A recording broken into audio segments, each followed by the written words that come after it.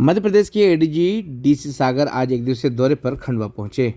खंडवा में CM helpline की जो लंबित मामले थे उनकी उन्होंने पुलिस कंट्रोल रूम में समीक्षा की।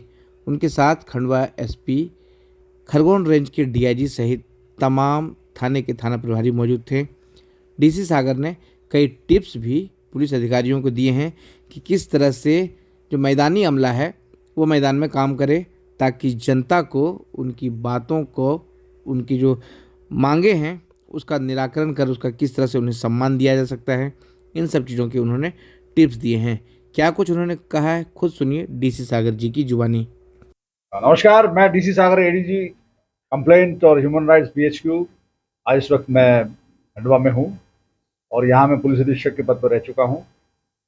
और मेरे साथ जो यहाँ बड़े इत्तेफाक की बात है कि पुलिस अधीक्षक जो है मनोज, ये मेरे साथ सीएसपी थे यहाँ पर।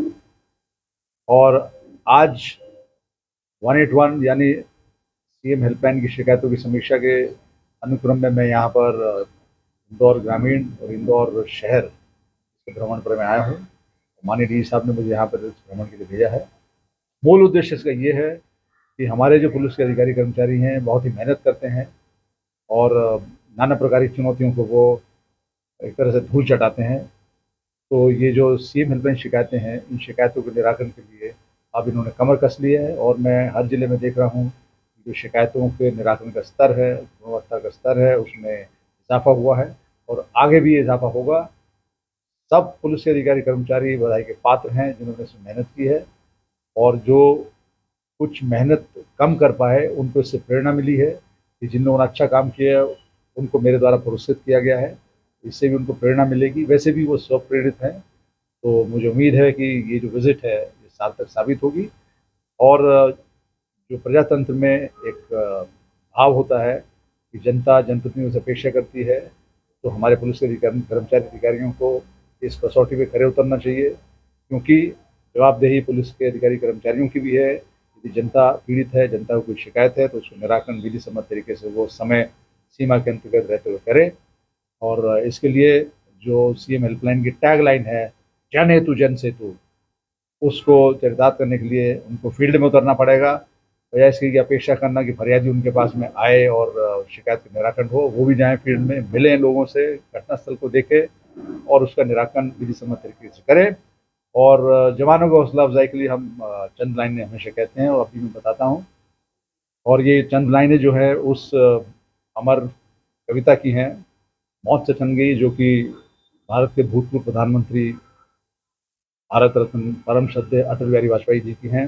मौत से ठन गई, हर चुनौती से दो हाथ मैंने किए, हर चुनौती से दो हाथ मैंने किए, आंधियों में जलाए हैं बुझते दिए, आज झकझोरता तेज तूफान है, नाव भंवरों की भावों में मेहमान है, पार पाने का कायम मगर हौसला, देख तेवर तूफान का, त्योरी तन गई, मौत से ठन गई।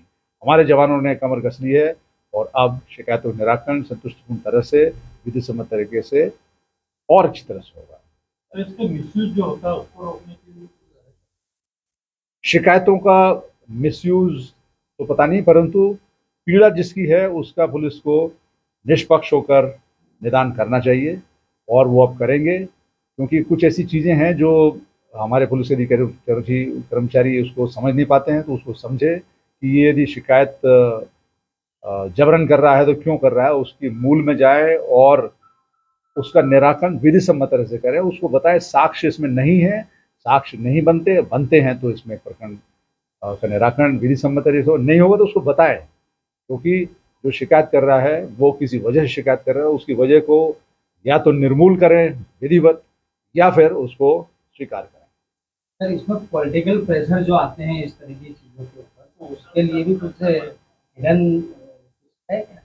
मेरे विचार में कोई प्रेशर किसी प्रकार का नहीं है। ये अपना एक खुद ओढ़ा हुआ एक अमली जामा है।